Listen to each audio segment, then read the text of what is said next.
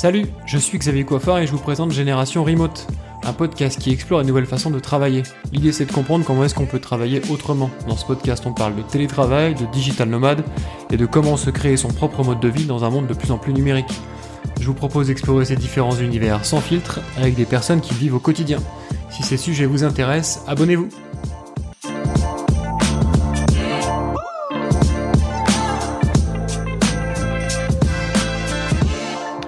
Bonjour à tous, aujourd'hui je reçois Hussein Abbas. Salut Hussein, est-ce que tu peux te présenter rapidement ? Bonjour tout le monde, donc moi c'est Hussein Abbas, je suis franco-libanais. J'ai un master 2 en informatique, en développement web et mobile. J'ai commencé mon parcours professionnel dans une start-up, dans une filiale à Honnay qui s'appelait à l'époque Honeytech, et vu qu'on était on était en mode start-up, donc avec l'avancement du projet, j'ai dû prendre un peu plus de responsabilité sur tout au début de mon parcours. Du coup, j'ai vite basculé de développeur vers plus la gestion du projet et du product owner. Et c'est dans ce parcours-là que j'ai continué après mon départ chez Honey Trust, où je suis resté 5 ans et après je suis passé en freelance où j'ai été chez plusieurs clients, dont OVH et Decathlon, et aujourd'hui je continue en freelance chez Decathlon. Et du coup, tu as commencé ta carrière comme développeur, d'ailleurs c'est comme ça qu'on s'est rencontrés.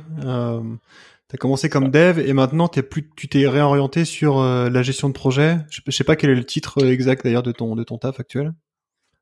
Alors aujourd'hui, en fait, chez Decathlon, je suis production leader. En fait, c'est l'ensemble des sites e-commerce qui rentrent dans la solution qu'on a chez nous. Donc aujourd'hui, dans mon scoop, j'ai 30 pays e-commerce un peu partout dans le monde. Et en plus de ça, donc je gère la partie amélioration des sites et plus suivi de production pour être sûr que tous les sites fonctionnent 24 heures sur 24 heures et que on n'a pas de problème qu'on rencontre en prod. En fait, juste pour revenir sur ce que tu viens de dire au début, en fait, oui, j'ai commencé en tant que développeur. En fait, ce changement de parcours, en plus de mes connaissances en développement, m'ont aidé à mieux comprendre le métier de gestion de projet pour être proche des développeurs et savoir comment réussir à bien faire avancer un projet tout en restant proche des développeurs, car il y a souvent un petit décalage entre les deux, entre la gestion et le développement. Donc c'est ça qui est super intéressant. Donc aujourd'hui, je continue aussi quand même à mettre un peu ma main dans le code quand il faut. Okay. Et de l'autre côté, je fais un suivi d'avancement des différents projets. Et du coup, tu dis que t'as une trentaine de sites différents, c'est ça ? T'as une trentaine de pays différents ? Oui, c'est ça en fait. On a une trentaine de pays différents en fait, si tu veux. Pour la petite histoire, après le confinement, donc Decathlon, ils ont décidé de mettre que tous les sites e-commerce sur 2 solutions internes. En fait, avant, ils avaient plusieurs solutions, que ça soit sur Magento ou bien sur d'autres technos. Donc après le confinement, ils ont décidé de tout réunir dans 2 solutions, dont l'une concerne les pays qui ont des forts nombres de commandes par jour, en fait, comme les gros pays. Okay. Et une autre solution qui est basée sur PrestaShop qui concerne les pays avec on va dire une centaine jusqu'à milliers de commandes par jour. Ok. Et du coup, donc c'est un boulot, ça fait combien de temps que tu bosses chez eux ? Ça fait un an et demi que t'es chez eux ? Ça fait 1 an et demi que je suis chez eux, ouais, depuis août 2020. Ok. Et t'es en full remote depuis le début. Est-ce que tu cherchais spécifiquement un boulot en full remote ou est-ce que ça t'est tombé dessus presque par hasard ? En fait, ça m'est plus tombé dessus par hasard, car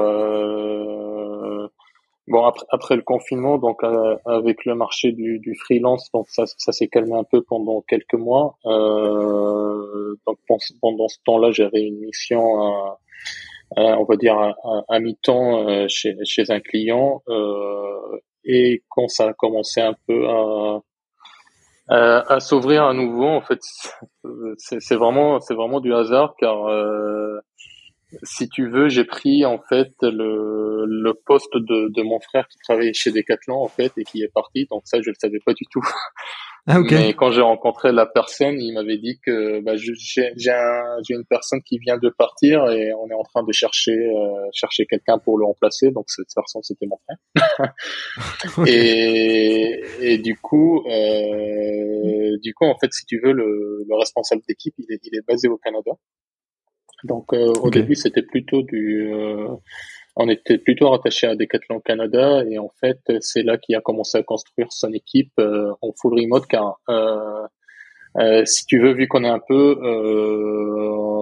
on gère plusieurs pays un peu partout dans le monde. En fait, chaque pays a besoin d'avoir une autre équipe comme référent technique qui va l'avoir dans son périmètre à lui. Et du coup, on est obligé d'être un peu partout dans le monde pour respecter les différents décalages horaires.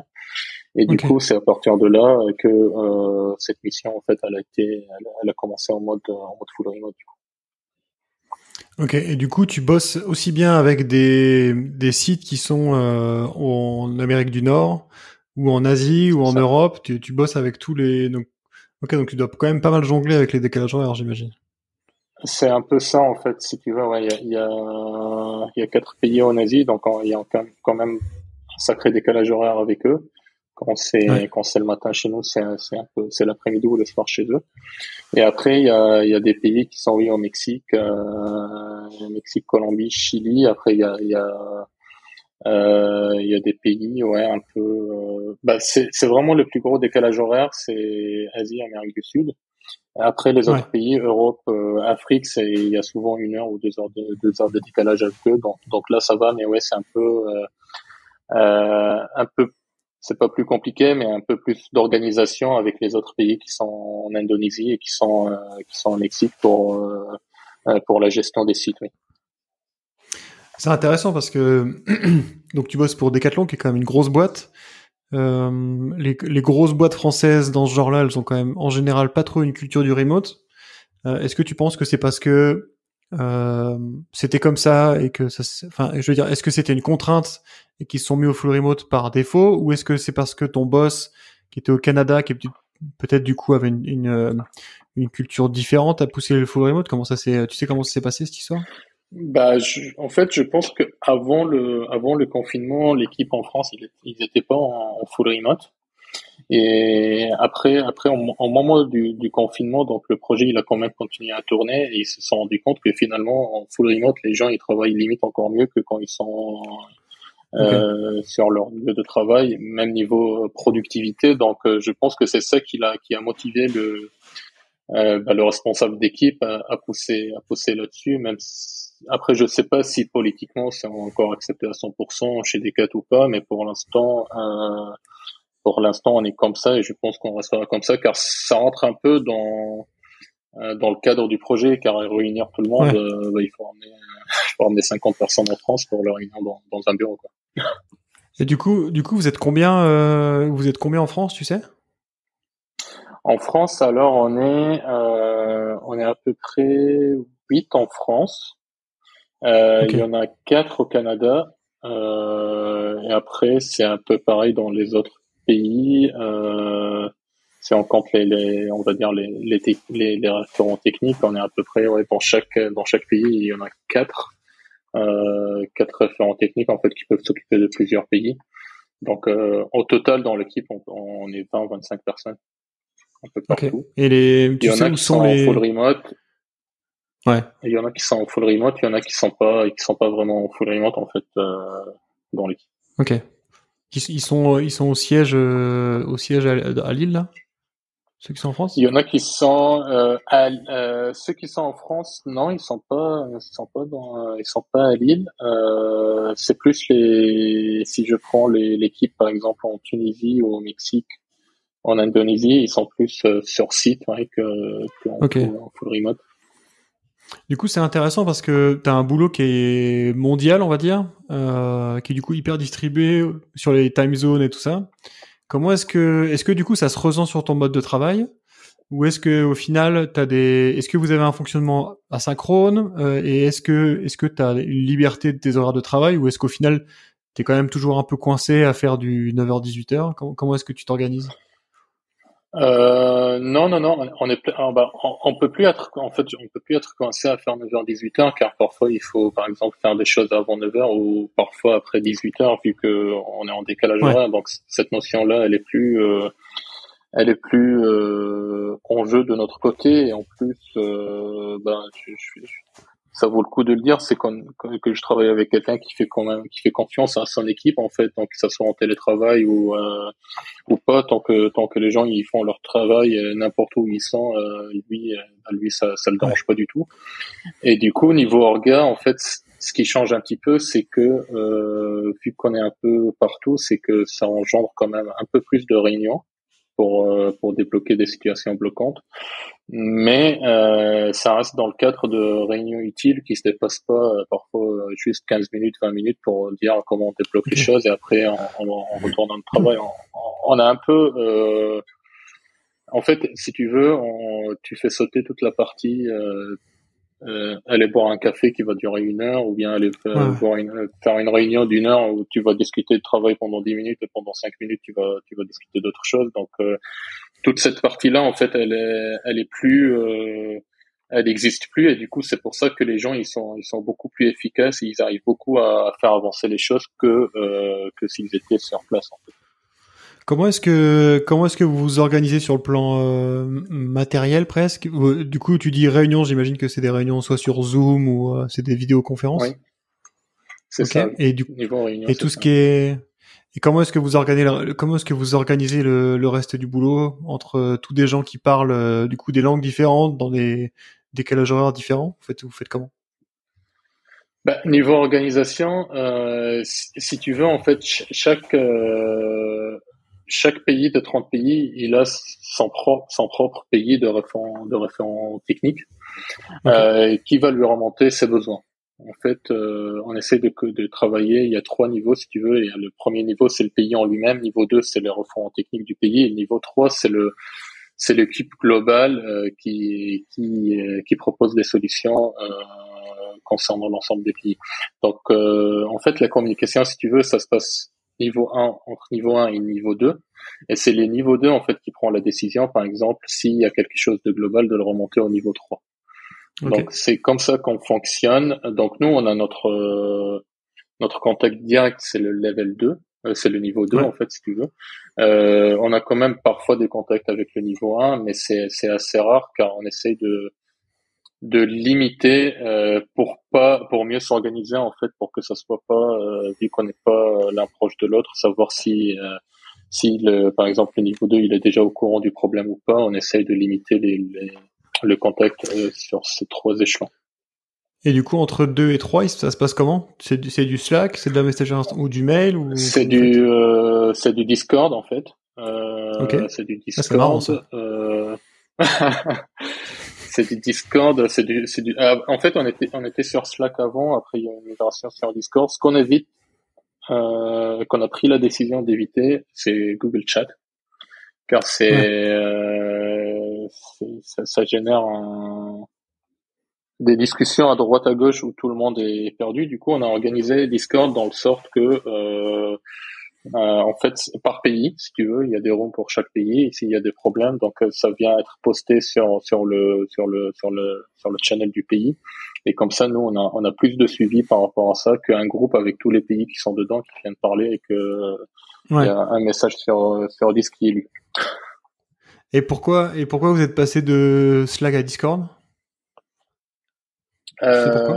Le passage de Slack à Discord, car en fait, on n'avait pas un Slack commun avec Decathlon et vu qu'il n'était pas payant, donc on était assez limité Ok. par Historique des l'utilisation. messages et tout Du ça. coup, c'est ça, oui, c'est ça. Du coup, ils ont préféré Ok. passer sur Discord pour ça. Ok. Et vous avez donc ça, c'est pour messagerie instantanée. Peut-être même que les réunions, d'ailleurs, vous les faites directement dedans ou pas? Vous les faites directement Les les réunions, calls sur en fait, Discord? c'est ça. L'école, on les fait dans les rooms Discord aussi, Ok. entre nous. Après, si c'est plus global et que ça concerne plusieurs personnes qui sont pas sur Discord, Là, on revient aux réunions de base sur un Google Meet. Ok. Et du coup, est-ce que vous avez à côté de ça un outil pour qui soit plus pérenne pour parce que Discord c'est du chat, mais est-ce que vous avez par exemple des trucs pour faire de la doc, des procédures, des machins sur un wiki ou un truc Euh, comme ça à côté? oui, tout à fait, oui. Oui, on a un wiki en fait pour toute la partie doc. Après, on essaie de travailler aussi en mode Scrum, mais en mode Scrum modifié, car vu qu'on n'est pas on n'est pas une grosse équipe, donc c'est un peu du run et du build en même temps, et faire du Scrum en run, c'est un peu compliqué. Donc Ouais. donc on fait du run et du build en même temps. Donc on a la partie Jira pour faire le suivi de tickets, si tu veux, concernant Ok. les demandes de pays qui arrivent chez nous. Après, il y a toute la partie wiki qu'on partage à l'ensemble des pays en fait, pour qu'ils Ok. soient au courant s'ils sont en train de chercher quelque chose, au moins qu'ils commencent par là avant de contacter l'ensemble des équipes. Ok. Et du coup, tu parlais de Scrum. Donc Scrum, c'est une méthode de gestion de projet pour les développeurs, ce qu'on C'est appelle une la méthode méthode agile, agile. oui, Enfin, ouais, c'est ça. tout à fait, ouais. Ça veut dire quoi? Ça veut dire que comment ça se passe ta journée? Est-ce que t'as un stand-up en Scrum? Il y a les stand-up, c'est une petite réunion rapide de quelques minutes pour dire où t'en es, ce que t'as fait et si tu bloques. C'est des trucs que tu fais par C'est exemple et ça. vous faites. Ok, C'est ça, en fait, si tu veux, mais on le fait pas le matin, du coup, vu qu'on a un décalage horaire, donc on le fait plutôt vers 14h30 où on essaye plutôt à remonter tout le monde. ok, Donc, dans cette partie-là, on est plutôt 10 personnes, si tu veux, dans la partie, dans la partie, on va dire, dans le daily. Et en plus de ça, on a des réunions une semaine sur deux avec les ensembles des niveaux 2 pour parler s'il y a des problèmes bloquants ou s'il y a des choses à améliorer dans le process pour qu'on en discute là. Et du coup, vous faites tout en anglais par défaut? C'est-à-dire que toute la doc est en anglais, les calls sont en anglais, tout est en anglais? Tout est en anglais, Ok, ouais. L'anglais il est obligatoire. ok. Ouais, c'est Sinon, intéressant. sinon c'est pas possible vu que l'ensemble des pays ils parlent anglais, donc Ouais. si on n'a pas le moyen de communiquer, c'est vite en fait, c'est vite bloquant car parfois il y a des sujets qui sont super importants qui concernent le paiement ou qui concernent autre chose qu'on peut pas se permettre de pas comprendre le problématique pour le résoudre. Donc c'est vraiment important de savoir parler Ok. anglais. Et du coup, Et comment est-ce que tu t'es ça a organisé? vachement aidé à aider le niveau d'anglais aussi. Ouais, ben je me doute, ouais. Ouais, du coup, ça te force un peu à À améliorer ton anglais, pratiquer, ouais. ouais, c'est ça qui est bien. C'est ça.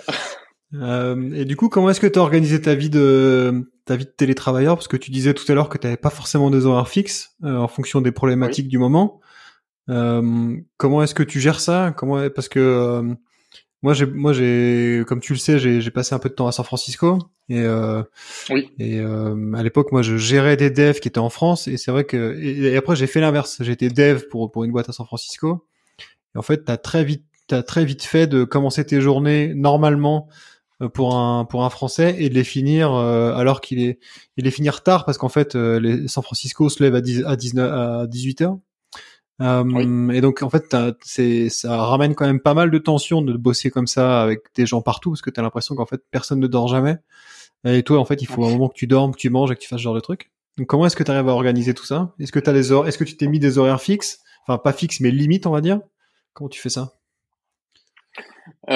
En fait, oui, j'ai vécu à peu près la même chose que toi au début quand je suis arrivé dans la mission. Et il y avait quand même des heures de fou. Ouais. Je commençais à 8 heures, je finissais à minuit. Donc, je me Ouais, suis c'est vite ça. rendu compte que ça va plus être possible au bout d'un moment. Donc, en fait, si tu veux, niveau organisation, aujourd'hui, on continue à commencer le matin vers 8h30 à 9h. On a en moins de 8h30 jusqu'à midi, on a des horaires en commun avec les pays en Asie. Ouais. Donc là, on arrive quand même à pas mal communiquer. Et l'après-midi, en fait, l'autre partie de l'équipe qui est au Canada, donc on commence on travaille ensemble. Donc, si tu veux, ma journée, on va dire officiellement, elle finit vers 19h. Sauf que en fait, vu ma responsabilité de l'équipe, dans l'équipe, il faut être toujours à l'écoute en fait. Donc, il faut toujours être en stand-by au cas où il y a un problème. Donc, si tu veux, après 19 heures, je me détache de toute la partie réunion, suivi, ce genre de choses qui nécessitent une présence physique à 100% devant Ouais. l'ordinateur. Je serai plus en mode alerte s'il y a un problème concernant un site qui nécessite un déclenchement d'astreinte ou quoi que ce soit pour aider par rapport à ça. En plus de ça, je suis en communication continue avec le responsable d'équipe qui est au Canada, donc même après les horaires, et je reste joignable au cas où il y a un problème qu'il faut faire. Et en fait, il sait que il m'appelle vraiment quand il y a un problème critique et qu'il faut le résoudre. Donc ça nous a permis à mettre aussi on va dire ce périmètre et ses limites, à se dire que il faut quand même se détacher un petit peu quand le soir, mais on est tous conscients que s'il y a un problème, il faut être disponible. Ouais, c'est chaud parce qu'en fait, c'est c'est quand même vachement chaud parce qu'au final, tu bosses avec des gens partout et donc ça dort vraiment jamais quoi. Donc ça veut dire que effectivement, si t'as pas un boss qui dit bon ok là Hussein il dort donc je vais pas le rappeler parce qu'il est 23h chez lui. Oui. Ça peut très vite déraper dans un truc où tu t'arrêtes jamais quoi. C'est ça, ouais, ça peut super vite déraper. Ouais. Et du coup, ça me fait penser à la question un peu sur l'organisation, on va dire physique de ton lieu de travail. Comment est-ce que tu t'es organisé? Est-ce que t'as un bureau à toi dans ton appartement? Est-ce que tu arrives à couper un peu ton travail de ta vie perso, tout ça? Comment t'as fait ça? Bah, niveau coupage perso pro, en fait, je pense qu'on en discutera après, mais ça peut être un vrai inconvénient par rapport au travail en full remote, car en fait, tu mélanges ta vie personnelle et ta vie professionnelle, c'est dans le même environnement, en fait, tu travailles dans le même endroit où tu vis. Donc c'est un peu plus compliqué. Mais en fait, je pense que c'est de l'expérience que tu t'apprends de l'expérience avec le temps, en fait, de se dire qu'à un moment il faut faire des coupures. Il faut faire la part des choses entre vie professionnelle et vie personnelle. Donc moi, si tu veux, ce que j'ai fait, j'ai mis en place une sorte d'organisation. Même mon bureau, on va dire, il est isolé dans une chambre à part. Donc, je sais que quand je suis là, c'est pour le travail. Ouais. Et quand je sors de là, c'est comme si j'ai quitté le bureau et que je suis retourné à la vie personnelle, en fait. Ouais, ok. Ouais, donc t'as vraiment une pièce à part qui te sert de bureau, quoi. C'est ça, en fait. C'est vraiment pour faire un peu la coupure. Après, niveau matériel, en fait, si tu veux, c'est à peu près le même matériel que tu as dans un bureau. Il y a un écran, un PC et des écouteurs pour les réunions, et pour moi, ça fait l'affaire. Est-ce que vous aviez un budget pour le matos, ou est-ce que tu t'es équipé tout seul? En fait, il te fournit le matériel concernant le laptop.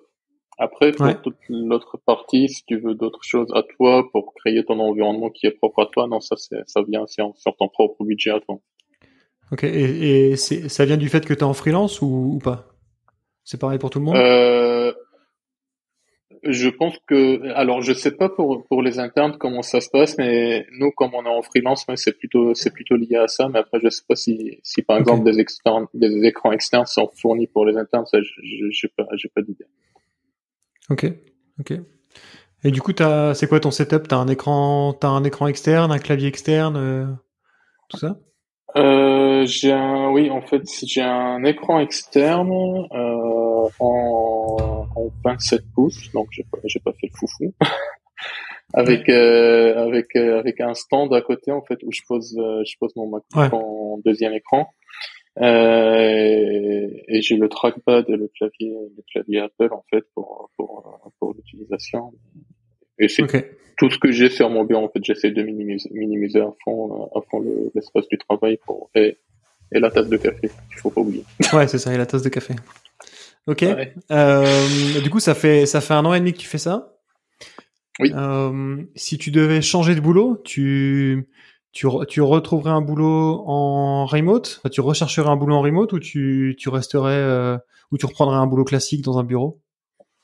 Je pense pas que je reprendrai un boulot classique. Je chercherai plutôt en full remote, encore une fois, car c'est vrai que c'est un rythme de travail différent, mais niveau productivité, niveau concentration, ça n'a rien à voir, je trouve, avec le Ouais. travail dans un bureau où tu peux être déconcentré par n'importe quelle discussion à côté de toi.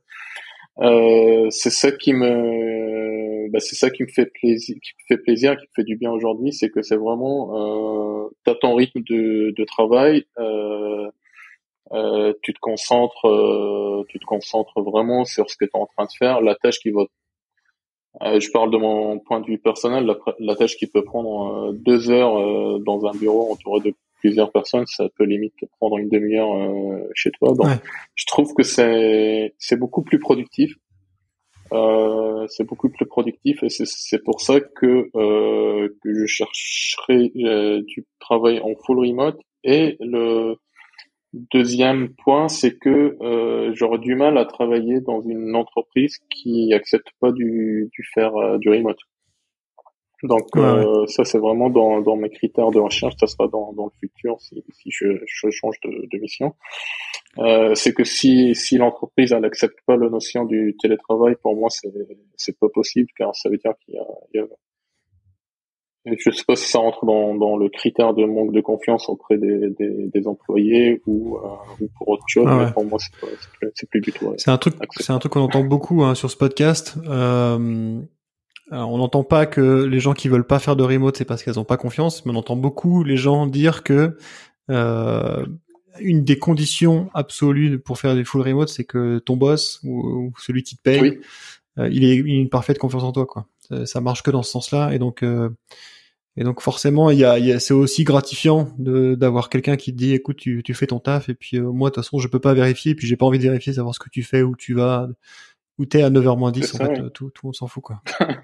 Et, C'est ça.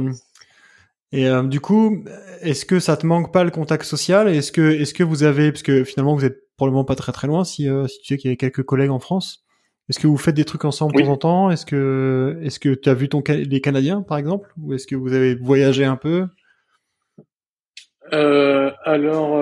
Les Canadiens, on les a vus, vu qu'ils sont tous, en fait, si tu veux, des expatriés en Canada, donc ils viennent de temps en temps en France, donc c'est vraiment le moment où on se rencontre ici Ok. en France. Pour l'instant, c'est en cours, en fait. L'idée, c'est vraiment de réunir l'équipe quelque part dans un pays ou même en Montréal pour faire une sorte d'une semaine tous ensemble. Ouais. Mais le contact, si tu veux, entre les personnes entre l'équipe, et on va dire 99%, c'est du virtuel en fait. Il y a pas vraiment eu de Ouais. contact physique réel avec les personnes dans l'équipe et ça se passe super bien. Après, pour revenir sur ta première question, en fait, concernant la relation sociale, pour moi, ça change pas grand-chose, à part que tu choisis les gens que tu veux voir, en fait, et que si t'es au bureau ou t'es pas au bureau, si t'es social ou t'es pas sociable, ça va rien changer, en fait, pour moi, Ouais, mais tu peux que t'es pas, sur là un tu full peux pas remote, aller quoi. boire des bières avec ton collègue qui est au Mexique, tu peux pas aller boire une bière avec lui, quoi. Le soir. Tu peux pas faire des after work, Non, tu peux non, pas non, faire ce genre de trucs. ouais, c'est sûr, cette partie-là, ouais, même si elle n'existe pas, mais en fait, ça se remplace par d'autres types entre guillemets, de rencontres, même si c'est pas physique, mais t'apprends quand même à reconnaître les personnes avec qui tu travailles, à Ouais, partager des ouais. choses avec eux et à discuter des choses autres que le travail. Donc c'est juste que un peu embêtant pour le rencontre physique, mais si ça pose pas problème à la personne, ça change rien en fait à la relation que tu vas avoir avec les gens qui sont en face de toi. T'as pensé à aller bosser en coworking? C'est un truc auquel t'as réfléchi ou t'as pas du tout envie? J'ai réfléchi, mais je l'ai pas encore fait. Je l'ai pas encore fait. Après, je t'avoue que c'est pas quelque chose qui, bah, je sais que je dois essayer une fois, mais je me réveille pas le matin en me disant qu'il faut que j'aille absolument dans un Ouais. coworking pour essayer de travailler. Mais c'est une expérience à tenter pour voir l'environnement de travail, ce que ça donne et si ça change quelque chose par rapport au fait d'être vraiment en full remote chez lui ou bien en travailler de temps Ouais. en temps dans un coworking. Mais je Ouais, ça sais qu'il y a permet d'autres de, personnes dans l'équipe qui le font en fait. ouais, ça permet de rajouter une petite couche. Tu travailles moins bien. Moi, je Oui, l'ai fait pas mal, un peu toutes les modalités. Tu travailles moins bien au fur et à mesure parce que tu rencontres plus de gens, donc tu recrées un peu cet environnement bureau où les gens viennent te voir pour aller boire des cafés. Mais du coup, ça rajoute une couche sociale et c'est quand même, ça peut quand même être intéressant quand t'es isolé tout seul. Ça peut être cool, quoi. ouais, ouais, Euh, c'est clair. Ouais. c'est hyper intéressant en fait. Je savais pas que t'avais un boulot aussi distribué avec autant de gens sur tous les fuseaux horaires. C'est vachement cool hein, comme travail. Je pensais pas trop que t'arriverais à avoir ce genre de boulot, pas toi personnellement, mais qu'il y avait beaucoup de gens. Je pense qu'il y a pas beaucoup de gens en France qui font ce que tu fais en fait. C'est-à-dire, Oui, j'ai pas l'impression avec autant de, tu vois, en full remote, global, avec des gens d'un peu partout. C'est bah, relativement cool comme expérience quoi. c'est surtout ça en fait, si tu veux. Moi, quand ils m'avaient parlé de la mission au début, en fait, il y avait vraiment cet effet international ou cette partie internationale qui était vraiment internationale, en fait. Car il y a beaucoup des entreprises qui Ouais. parlent de côté international, sauf que ils travaillent à Lille et ils vont ouvrir un Et- bureau à Roubaix, ils appellent ça international. ouais, ou en Donc, Belgique ouais. ouais, c'est ça, ouais. Donc ça, là, on est vraiment dans un cadre international, en fait, où tu as des Ouais. gens qui sont partout. Et le fait de découvrir d'autres cultures, en fait, aussi, c'est super enrichissant. De travailler avec d'autres personnes qui sont un peu partout dans le monde, c'est super intéressant, en fait, et découvrir comment les autres y travaillent, d'autres façons de travailler, en fait, c'est même sur le côté personnel, c'est aussi enrichissant que sur le côté professionnel. Et c'est ça Ouais. qui est super bien dans la mission, c'est que contexte international avec des gens partout dans le monde où on est obligé de parler anglais. Donc je voyais que les choses positives en fait, on va dire, malgré le fait que niveau horaire, oui, ça peut être compliqué sur la partie personnelle, mais il y a parfois je pense il faut un peu faire des sacrifices et dire que ça apporte pas mal de choses, donc c'est ça qui est super intéressant. Ouais, c'est une belle expérience, ouais, carrément. Écoute, tu sais, on arrive à la fin du podcast. Je finis toujours avec les deux mêmes questions. La première, c'est quels sont les conseils que tu donnerais à un junior qui veut basculer sur du full remote, qui cherche peut-être son premier ou son deuxième taf et qui veut faire du full remote? Euh, je pense que il faut qu'ils regardent les full remote d'une façon à ne pas se dire, car je pense que ça peut arriver à tout le monde de réfléchir comme ça, à se dire que c'est bon car je vais me réveiller 5 minutes en avance avant de commencer le travail, ou bien je vais être chez moi ou ce genre de choses. Il Ouais, faut plus le regarder en tant que expérience vraiment à part, enrichissant, responsabilisant en plus, car on peut vite tomber dans le fait que bah, je suis chez moi, parfois je fais des choses qui n'ont rien à voir avec le travail et personne ne va le savoir. Donc on ouais, peut vite tomber dans le piège, car ça se finit toujours par se voir. Et se dire que, et partir de cette mentalité-là, à se dire je vais acquérir une nouvelle expérience dans quelque chose que j'ai pas vécu avant et de se lancer. Il faut pas hésiter de se lancer. Au pire, si ça marche et ça plaît à la personne, bah tant mieux. Si ça plaît pas à la personne, bah il peut retrouver un travail et retourner au bureau. Donc il faut tenter l'expérience. C'est une expérience qui se tente. Il faut tenter. Il faut pas hésiter. Même si ça plaît ou ça plaît pas, au moins la personne elle aura essayé, elle aura su ce qu'elle voulait faire et elle sera fixée en fait pour après. si elles cherchent d'autres travail, à ne pas se dire je sais pas si je vais chercher en télétravail ou pas. Toi, tu penses que comment, ce que t'as commencé ta carrière il y a pas très très longtemps, tu penses que commencer en télétravail ça aurait été bien pour toi, ou tu penses que commencer un peu à apprendre le métier dans un bureau avec des gens plus vieux c'est mieux? Euh, Je pense que commencer, oui, en sortant de l'école ou en commençant vraiment le travail, je pense que c'est bien d'être en contact avec, oui, avec des personnes qui ont beaucoup plus d'expérience, comme moi j'ai vécu au début, car ça va apporter beaucoup plus d'expérience, ça va aider à acquérir des compétences, surtout si tout le monde n'est pas en télétravail, en fait, si tu veux. Ouais, Car ouais, ça dépend du contexte, en fait, mais s'il y a des personnes qui sont vraiment sur place, qui ont beaucoup plus d'expérience, je pense qu'au début, même si c'est pas en full remote, ça vaut le coup quand même d'aller quelques jours par semaine sur place pour être en contact direct et agrandir son cercle professionnel, en fait, qui peut être toujours utile pour après. Donc pour moi c'est ça. Après, commencer en full remote dans une entreprise qui est déjà en full remote, je pense pas que ça pourra poser problème, car tout le monde sera déjà dans cette mentalité-là, et ce qu'il va apprendre, il apprendra même en full remote. ouais. L'arrivée de nouveaux qui soient juniors, c'est un sujet qui revient quand même assez régulièrement sur ce podcast aussi. Mhm. Je pense que ça fait peur un peu à tout le monde. Il y a beaucoup de gens qui recrutent, que j'ai interviewé, qui recrutent en full remote, mais qui du coup ont plutôt tendance à prendre des gens avec un peu d'expérience en se disant que ce sera plus facile de prendre des gens. Oui. Il y a Lemlist que j'ai interrogé sur ce podcast, qui eux ce qu'ils font c'est qu'ils prennent il y a deux fondateurs qui prennent le train, donc ils prennent des gens en France en général, Oui. et en fait ils prennent le train, ils vont passer une semaine chez la personne, enfin pas chez la personne mais ils prennent un hôtel à côté. Comme ça pendant une semaine ils bossent ensemble, vraiment côte à côte pour pouvoir, tu vois, vraiment déblayer tout, Oui.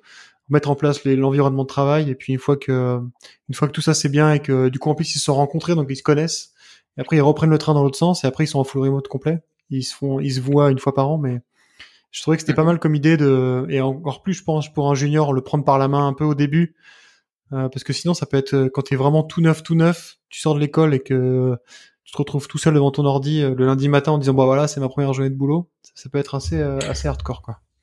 En fait, si tu veux, nous dans l'équipe, on a pris des personnes qui étaient juniors, et niveau fonctionnement, on a quand même la première semaine, c'est ce qu'on appelle la semaine d'onboarding. En fait, même si elle est faite à distance, mais on est vraiment Ouais, proche de la personne, à l'accompagner, à lui expliquer les différents points du projet, et aussi en même temps à le pousser à découvrir un peu ce qu'on fait.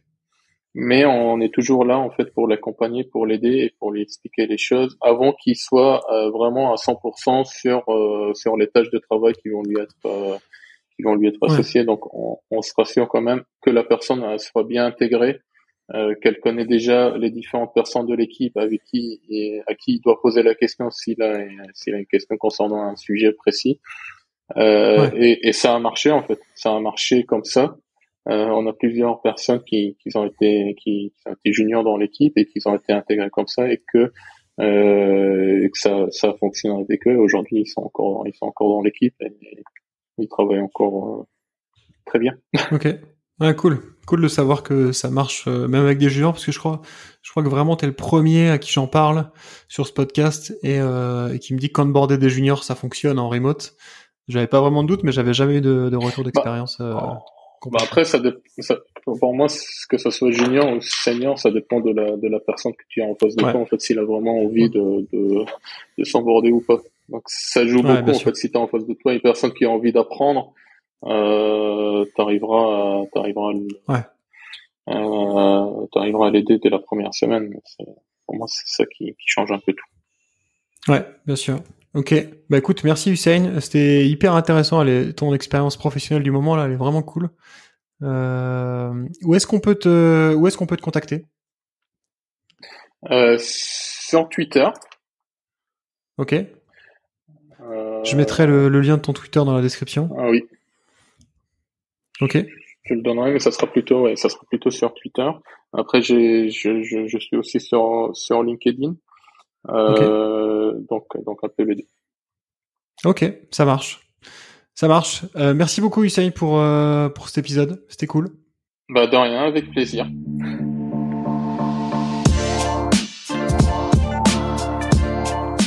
Merci d'avoir écouté Génération Remote. Si ce podcast vous a plu, n'oubliez pas de le partager autour de vous et de lui donner 5 étoiles sur iTunes, c'est la meilleure façon de m'aider. Si vous cherchez un emploi full remote, allez faire un tour sur remotefr.com. C'est un job board qui regroupe que des emplois tech 100% remote. On se retrouve dans 15 jours pour un nouvel épisode. D'ici là, portez-vous bien.